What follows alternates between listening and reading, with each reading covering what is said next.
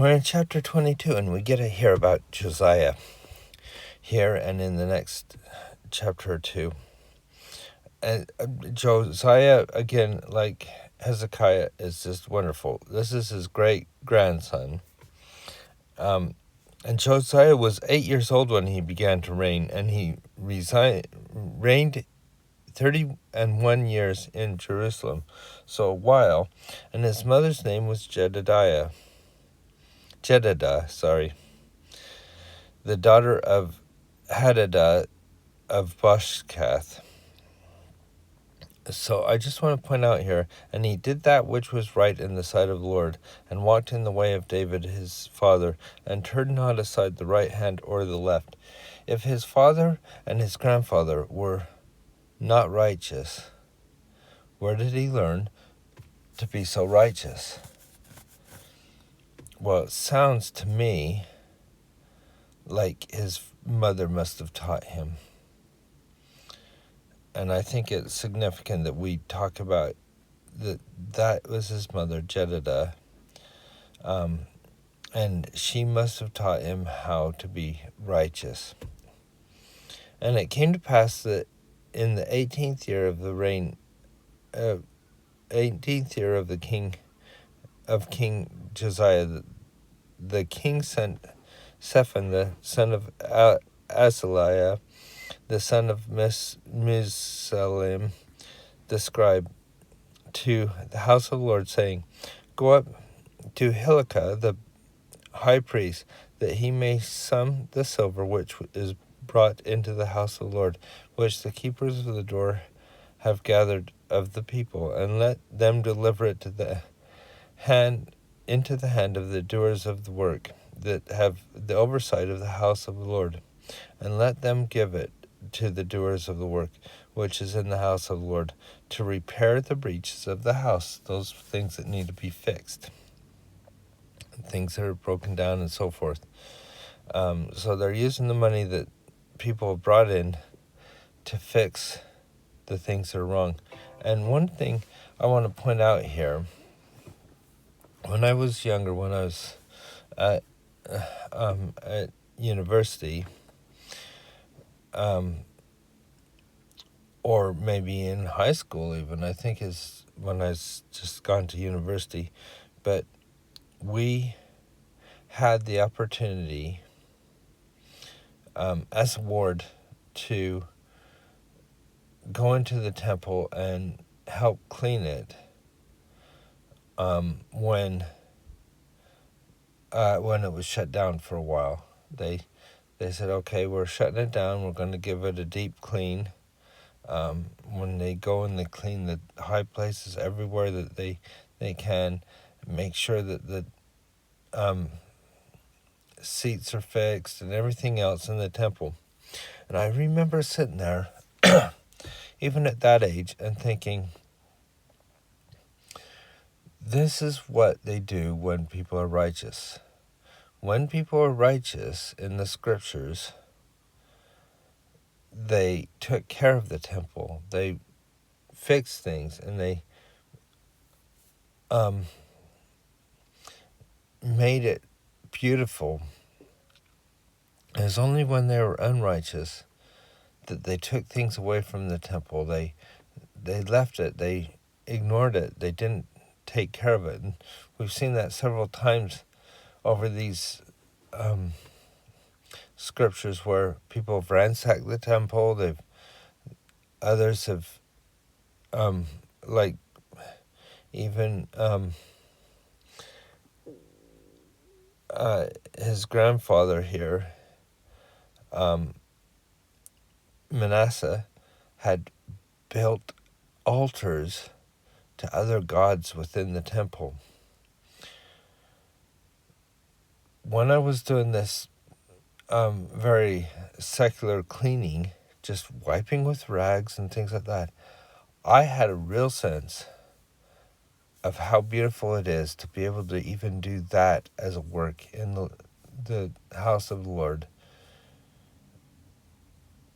That is an important part of keeping the temples sacred. And I felt a sacred privilege to be able to do that, even though we weren't doing the work as in the temple endowments and ceremonies and things like that in there at the time. Even those things were sacred. I just thought I'd point that out here especially. And unto the carpenters and builders and masons to build and timber and hewn stone to repair the house. Howbeit there was no reckoning made with them of the money which was delivered into their hand, because they dealt faithfully. They didn't have to worry about how things were. They didn't need contracts or anything like that, because they were going to deal faithfully. They were going to deal. They weren't going to go and say, we've got lots of money, let's go and spend it on a party or something like that. They know they're being faithful to what they should do. And Hilkiah the high priest said unto Zephaniah the scribe, I have found the book of the law of the house of the Lord. And Hilkiah gave the book to Shaphan, and he read it. And now if we go to the right-hand side, we see what was the book discovered in the temple. Most scholars believe that the book of the law was a version of Deuteronomy, although it could have included more of the Pentateuch, Genesis through Deuteronomy. The words of the book had great impact on Josiah. He later instituted major religious reforms to reverse the evil and idolatrous practices cultivated by his grandfather Manasseh and his father Amon. So, whether it was one book or the whole Pentateuch or whatever it was, they hadn't had it for a while, it sounds like. At least not for 2 generations. And maybe longer. But remember, this is hundreds of years since Moses. And Hilkiah gave the book to Shaphan to read it. And Shaphan the scribe came to the king and brought the king word again and said, Thy servants have gathered the money that was found in the house and have delivered it to the hand of them to do the work that have oversight of the house of the Lord. And Shaphan the scribe showed the king, saying, Hilkiah the priest hath delivered me a book. And Shaphan read it before the king, and it came to pass the king had heard the words. When the king had heard the words of the book of the law, that he rent his clothes. And the king commanded Hilkiah the priest, and Hakim the son of Shaphan, and Ashbor the son of Micaiah, and Zaphon the scribe, and Ashiah the servant of the king's, saying, Go inquire of the Lord for me, for the people, and for all Judah. And we have up in the corner, we have who was Huldah. Huldah was known as a prophetess, a term sometimes used in the Bible for a woman who had the spirit of revelation and prophesied. She is one of only a few women called a prophetess in the Bible. King Josiah's servants went to Huldah for spiritual guidance regarding the book of the law that had been found in the temple. In response, she prophesied about the coming destruction of Israel. It is unknown why King Josiah's servants went to Huldah to inquire of the Lord rather than other prophets who were in Jerusalem at the time. But the fact that they went to her demonstrates her spiritual stature among the people. And I think that's important that we know that.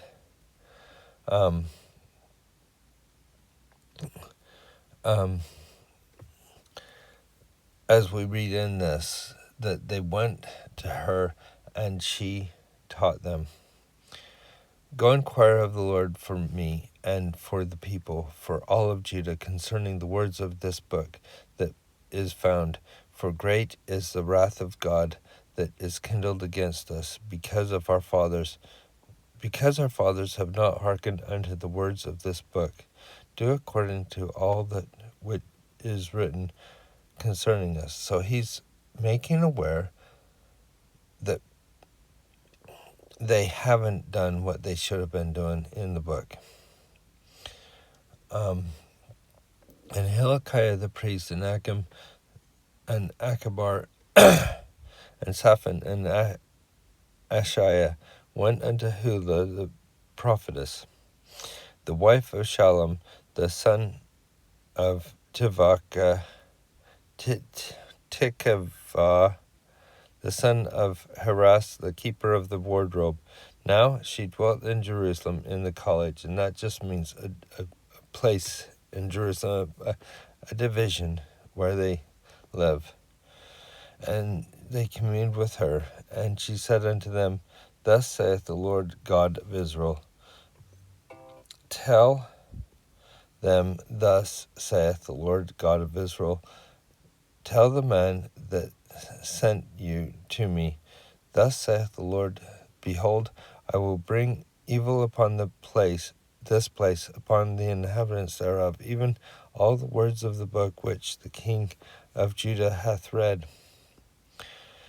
Because they have forsaken me, and have burned incense unto other gods, that they might provoke me to anger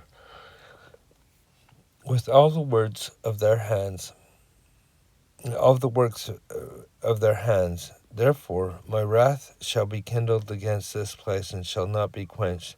But to the king of Judah, which sent you to inquire of the Lord, thus shall ye say unto him, Thus shall the Lord God of Israel, thus saith the Lord God of Israel, as touching the words which thou hast heard. Because thine heart was tender, and thou hast humbled thyself before the Lord, when thou heardest that I spake against this place, and against the inhabitants thereof, they should become a desolation and a curse, and hast rent thy clothes and wept before me, I also heard thee, saith the Lord. So he's letting the king know, I have heard you. And remember when the temple was first dedicated in Solomon's time, that was one of the things that Solomon kept asking, hear thy people, listen, draw near to your people. And the Lord is saying, I've heard thee. You've done the things that I've asked you to do. Now here's the promise. Behold, therefore, I will gather thee unto thy fathers, and thou shalt be gathered unto the grave in peace.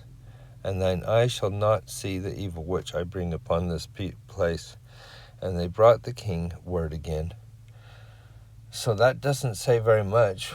He could die the next day, and that'd be it. He died in peace. But it does give him the blessing that he would never have to see those things with his own eyes. I think that was a blessing that he wanted. The Lord knew his heart. And we know what happens next, but we'll read more about it in the next few chapters.